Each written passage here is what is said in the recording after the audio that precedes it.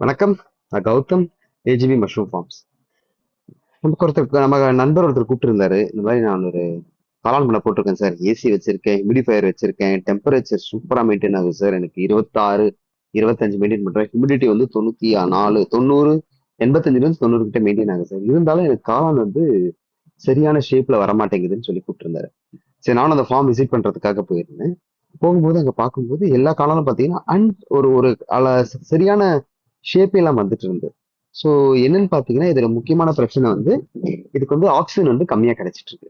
So oxygen கம்மியா கிடைக்கும் போது என்ன ஆகும்னா அந்த காளான் வந்து ஆக்சிஜனை தேடி வளர வளர ஆரம்பிக்கும். அப்ப வளரும்போது என்னன்னா அது ஒரு ஷேப்பே இல்லாம வந்துட்டு இருக்கும். ஸோ மெயின் வந்து நீங்க காளான் பண்ண டெம்பரேச்சர், ஹியூமிடிட்டி எந்த அளவு முக்கியமோ அதோட ரொம்ப ரொம்ப முக்கியம் அந்த காளான் பண்ணையில ஆக்சிஜன் சப்ளை. ஸோ அதுக்காக நம்ம அவர்கிட்ட சொல்லியிருந்தோம், நீங்க ஏசி எல்லாம் தேவையில்லை சார்.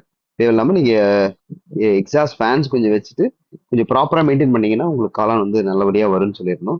ஸோ அதுபடியும் அவர் வந்து ஏசி வந்து அடிக்கடி சும்மா ரொம்ப அதிகமா போடாம ரொம்ப கம்மியா யூஸ் பண்ணிட்டு அப்புறம் வந்து இப்போ மெயின்டைன் பண்ணியிருந்தாரு. ஒரு வாரத்திலேயே அவருக்கு ஒரு நல்ல ரிசல்ட் வந்திருக்குன்னு எனக்கு போட்டோஸ்லாம் அனுப்பியிருந்தாரு. ரொம்ப சந்தோஷமா இருந்துச்சு. ஸோ அதை அவங்க கூட ஷேர் பண்றேன். இந்த போட்டோஸ்லாம் பார்த்தீங்கன்னா அந்த ஆக்சிஜன் வந்து ப்ராப்பரா நம்ம அந்த ஃபார்முக்குள்ள கொடுக்கும்போது நம்ம காளான் வந்து நல்லபடியா ரிசல்ட் கொடுக்க ஆரம்பிச்சிச்சு. ஸோ மெயின் வந்து காளான் வந்து நம்மள மாதிரி தான்.